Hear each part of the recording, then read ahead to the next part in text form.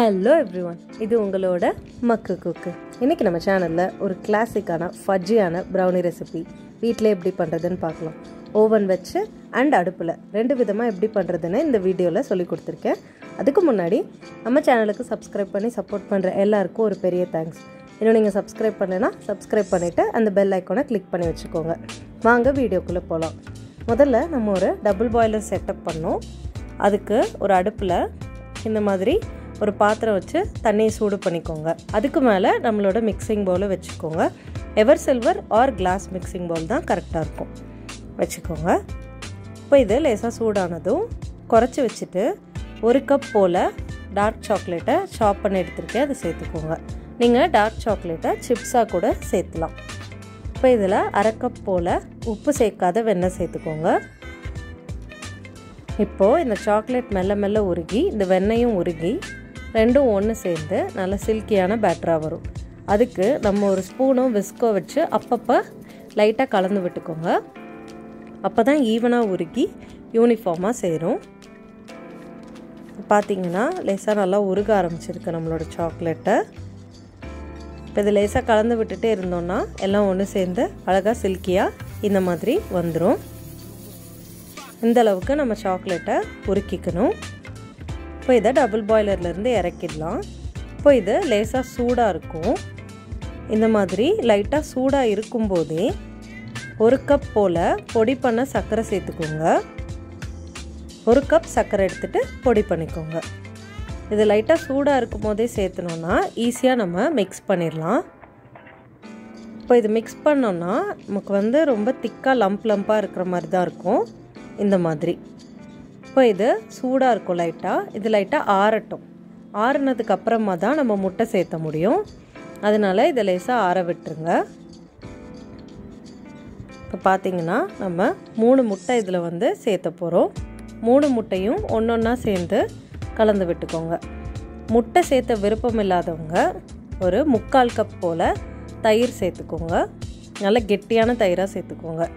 ஆனால் முட்டை சேர்த்துனோன்னா தான் நமக்கு ப்ரௌனி மேலே ஒரு க்ரிங்கிள் டாப்னு சொல்லுவாங்க, அந்த டாப் கிடைக்கும். இல்லை தயிர் சேர்த்துனோம் அப்படின்னா லைட்டாக கேக் மாதிரியே இருக்கும். ப்ரௌனி மாதிரி ஹார்டாக ஃபட்ஜியாக இருக்காது. 3 முட்டையை நல்லா சேர்த்துட்டு நல்லா மிக்ஸ் பண்ணிக்கோங்க. இப்போது நம்மளோட பேட்டர் லைட்டாக லூஸ் ஆகியிருக்கும். இந்தளவுக்கு லூஸான பேட்டர் நமக்கு கிடைக்கும். இப்போ இதை நல்லா ஃபட்ஜியான டேஸ்ட் கொடுக்குறதுக்காக 2 டேபிள் ஸ்பூன் போல் கண்டென்ஸ்ட் மில்க் சேர்த்துக்கோங்க. இதுக்கு பதிலாக நீங்கள் ஸ்வீட் அண்ட் யோகர்ட் கூட சேர்த்துலாம். சேர்த்துட்டு நல்லா கலந்து விட்டுக்கோங்க.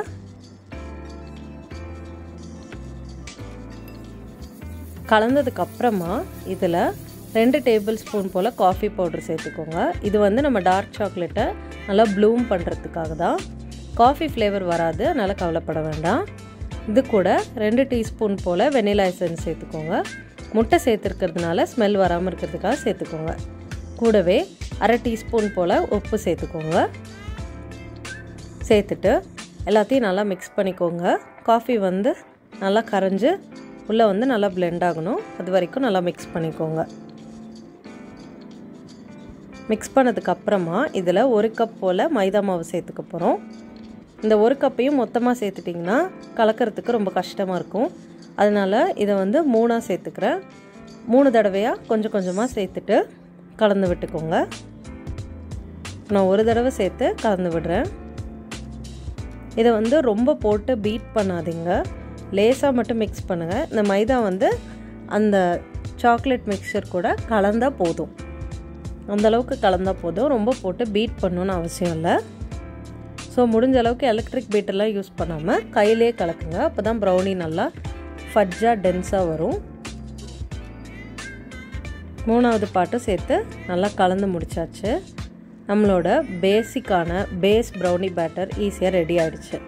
இப்போ இதில் எக்ஸ்ட்ரா ஃப்ளேவர்ஸ் வேணும்னா நம்ம ஆட் பண்ணிக்கலாம்.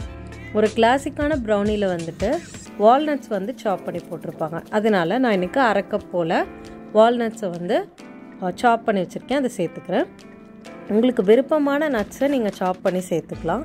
இல்லை நீங்கள் சாக்லேட் சிப்ஸு சேர்த்துணுன்னா கூட சேர்த்துக்கலாம். இல்லை எதுவுமே சேர்த்தாமல் பிளெயின் ப்ரௌனியாக பண்ணால் கூட ரொம்ப டேஸ்ட்டாக இருக்கும். இப்போ இதை வந்துட்டு அடுத்து பேக் பண்ண வேண்டியது தான். முதல்ல ஓவனில் எப்படி பேக் பண்ணுறதுன்னு நான் சொல்லிடுறேன். இந்த பேட்டர் அளவு வந்துட்டு 9 inch பேக்கிங் டின்னுக்கு கரெக்டாக இருக்கும். 9 inch ஸ்கொயர் டின் எடுத்திருக்கேன். இதில் வெண்ணெய் தடவிட்டு பட்டர் பேப்பர் போட்டு வச்சுருக்கேன். இந்த டின்னில் இப்போ நம்மளோட பேட்டர் சேர்த்துடலாம்.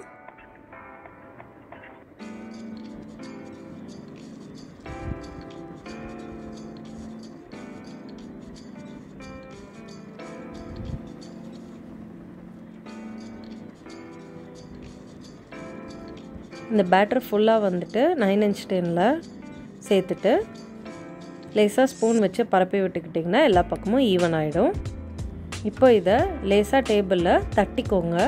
அப்போ இந்த வைப்ரேஷன்ஸ்னால இருக்கிற பபிள்ஸ் எல்லாம் உடஞ்சிடும். இப்போது இதை நல்லா தட்டியாச்சு. இப்போ இதை ஓவனில் 170 degree செல்சியஸ்க்கு ப்ரீஹீட் பண்ணிக்கோங்க. ப்ரீஹீட் பண்ண ஓவனில் இதை வச்சுட்டு ஒரு 30 to 35 நிமிஷம் வரைக்கும் ஓவனை ஓப்பன் பண்ணாமல் பேக் பண்ணுங்கள். அடுத்து நம்ம ஸ்டவ்வில் எப்படி பேக் பண்ணுறதுன்னு அடுத்து பார்க்கலாம். ஸ்டவ்வில் பேக் பண்ணுறதுக்காக நான் கொஞ்சம் சின்ன டின் எடுத்திருக்கேன். அப்போ தான் வந்து பாத்திரத்துக்குள்ளே வைக்கிறதுக்கு வசதியாக இருக்குன்னு நான் ஒரு 6 inch பேக்கிங் டின் எடுத்திருக்கேன் சர்க்கிள். அதே மாதிரி பட்டர் பேப்பர் வச்சு வெண்ணெய் தடவிருக்கேன்.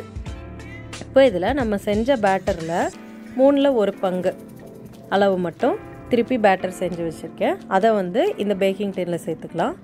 இந்த டின்னுக்கு இது வந்து போதுமான அளவு 6 inch வந்து பேக்கிங் டின். இல்லை நீங்கள் வீட்டில் இருக்க ட்ரே ஆர் கப் கூட யூஸ் பண்ணலாம். சேர்த்துட்டு இதையும் இந்த மாதிரி ஒரு 2-3 தடவை தட்டிக்கிட்டோன்னா பபிள்ஸ் எதுவும் இல்லாமல் உடஞ்சிடும். இப்போது அடுப்பில் ஒரு அடி கனமான பாத்திரம் வச்சுக்கோங்க. அயன் இல்லை ரொம்ப கனமாக அடி இருக்கணும். இப்போது இந்த நம்ம கேக் டின்னை தூக்கி வைக்கிறதுக்காக ஒரு ஸ்டாண்ட் மாதிரி வச்சுக்கோங்க. இப்போது அடுப்பை ஆன் பண்ணிவிட்டு இதை ஒரு மூடி போட்டு க்ளோஸ் பண்ணிட்டு மீடியம் ஃப்ளேமில் வச்சுட்டு ஒரு 15 நிமிஷம் நல்லா சூடாகட்டும். 15 நிமிஷத்துக்கு அப்புறமா ஓப்பன் பண்ணிவிட்டு உடனே நம்ம கேக் டின்னை உள்ளே வச்சுருங்க. வச்சுட்டு உடனே மூடிடுங்க. இப்போது லோ ஃப்ளேமில் வச்சுட்டு இது ஒரு 1 மணி நேரம் போல் நல்லா பேக் ஆகட்டும். இப்போது ஓவனில் பேக் பண்ணதை நான் வெளியில் எடுத்துகிட்டு வந்துட்டேன். பார்த்தீங்கன்னா நல்லா மேலே அந்த கிரிங்கிள் டாப்னு சொன்னேன் இல்லையா, அது நல்லா ஃபார்ம் ஆகியிருக்கு பாருங்கள். இப்போ இதை டூத் பிக் வச்சு இன்சர்ட் பண்ணி பார்த்துக்கலாம். ஸோ ஃபுல்லாக வந்து வெந்திருக்கு. டூத் பிக்கில் எதுவும் ஒட்டலை. இப்போது இதை மோல்டுலேருந்து எடுக்கிறதுக்காக சைடில் கத்தி வச்சு ரிலீஸ் பண்ணி விட்டுக்கோங்க. அப்போது மோல்டுலேருந்து ஈஸியாக நமக்கு வெளியில் வந்துடும்.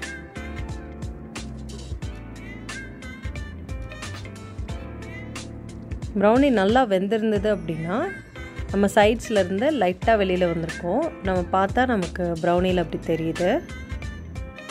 இப்போ சைட்ஸ் எல்லாம் எடுத்ததுக்கப்புறமா ஒரு ட்ரே வச்சு நம்ம டின்னை கவுத்திட்டு இந்த ப்ரௌனியை வெளியில் டீமோல்ட் பண்ணிவிடுங்க. இப்படி பார்த்திங்கன்னா அழகாக வெளியில் வந்துடும். நம்மளோட பட்டர் பேப்பரையும் எடுத்துடலாம். எடுத்துட்டு இதை வந்து இனிமேல் பீஸ் போட வேண்டியதுதான். இதை வந்து நீங்கள் பெரிய பீஸாக போட்டிங்கன்னா 9 பீஸாக போடலாம். நான் வந்து இன்றைக்கி அதை விட கொஞ்சம் சின்னதாக போடுறேன். ஸோ நமக்கு வந்து 16 பீஸ் வந்து இதில் கிடைக்கும். இந்த மாதிரி நான் இன்றைக்கி 16 பீஸ் வந்து இந்த 9 inch டின்னில் பேக் பண்ணி போட்டிருக்கேன். உள்ளே பார்த்திங்கன்னா எவ்வளோ ஃபட்ஜியாக இருக்குது பாருங்கள். பார்க்கும் போதே நாக்கெல்லாம் ஊறுது, சாப்பிடணும் போல் இருக்குது. ரொம்ப மாய்ஸ்டாக சாஃப்டாக இருக்கும் நம்ம ப்ரௌனி. அடுத்து நம்ம ஸ்டவ்வில் பேக் பண்ணது எப்படி வந்திருக்குன்னு பார்த்துடலாம். ஸ்டவ்வில் 1 மணி நேரம் போல் லோ ஃப்ளேமில் வெந்ததுக்கப்புறமா இந்த மாதிரி ரெடி ஆகியிருக்கு. மேலே வந்து கொஞ்சம் அன்ஈவனாக இருக்கிற மாதிரி இருக்குது. ஏன்னா ஹீட் வந்து ஈவனாக இருக்காது இல்லையா, ஓவன் மாதிரி ஈவனாக ஹீட் ஆகாது. ஸோ மேலே கொஞ்சம் கிரிங்கிள் டாப் வந்து அன்ஈவனாக இருக்க மாதிரி இருக்குது. இப்போ இதை டீமோல்ட் பண்ணதுக்கப்புறமா இதையும் கட் பண்ணி பார்த்துடலாம். நீங்கள் ஸ்கொயர் டின்னில் வச்சிங்கன்னா பீஸ் போடுறதுக்கு ரொம்ப ஈஸியாக இருக்கும். நான் சர்க்கிளில் வச்சதுனால இந்த மாதிரி கட் பண்ணி சைட்ஸை கட் பண்ணிவிட்டு சின்ன பீஸாக எடுத்து காட்டுறேன். இதுவும் அதே மாதிரி நல்லா ஃபஜ்ஜியாக வந்திருக்கு. பெருசாக எந்த டிஃப்ரென்ஸும் இல்லை. டாப்பில் மட்டும்தான் கொஞ்சம் அன்ஈவனாக இருக்குது. இவ்வளோதான். நம்ம ப்ரௌனிஸ் வந்து வீட்டிலே எப்படி அடுப்புலேயும் செய்கிறதுன்னு பார்த்துட்டோம், ஓவன்லேயும் செய்கிறதுன்னு பார்த்துட்டோம். ரொம்ப ஈஸியாக இனிமேல் வீட்டிலே செஞ்சுட்டு நீங்கள் என்ஜாய் பண்ணலாம். இந்த ப்ரௌனிஸ் வந்து ஒரு பேசிக்கான ரெசிபி. இதில் நீங்கள் நிறையா ஃப்ளேவர்ஸ் ஆட் பண்ணி கூட இது பண்ணலாம். சர்வ் பண்ணுறதுக்கு ஒரு ப்ரௌனி வச்சுட்டு அது மேலே ஒரு ஸ்கூப் வெனிலா ஐஸ்கிரீம், அப்புறம் கொஞ்சமாக சாக்லேட் சாஸ் இதை சேர்த்துட்டு சர்வ் பண்ணிங்கன்னா நம்ம ஷாப்ஸில் வாங்குகிற ப்ரௌனி வித் ஐஸ்கிரீம் மாதிரியே இருக்கும். கண்டிப்பாக வீட்டில் ட்ரை பண்ணி பாருங்கள். வீடியோ பிடிச்சிருந்தா லைக் பண்ணுங்கள், கமெண்ட் பண்ணுங்கள், ஷேர் பண்ணுங்கள். மறக்காமல் நம்ம சேனலுக்கு சப்ஸ்கிரைப் பண்ணிவிடுங்க. தேங்க்ஸ் ஃபார் வாட்சிங். நான் எவ்ரி சண்டே அண்ட் வென்ஸ்டே புது வீடியோஸ் அப்லோட் பண்ணிகிட்டே இருப்பேன். அது எல்லாத்தையும் மிஸ் பண்ணாமல் பாருங்கள். என்னோடய மித்த வீடியோஸ் பார்க்குறதுக்கான லிங்க் சைடில் கொடுத்துருக்கேன். அதையும் பார்த்து என்ஜாய் பண்ணுவீங்கன்னு நம்புகிறேன். தேங்க்யூ.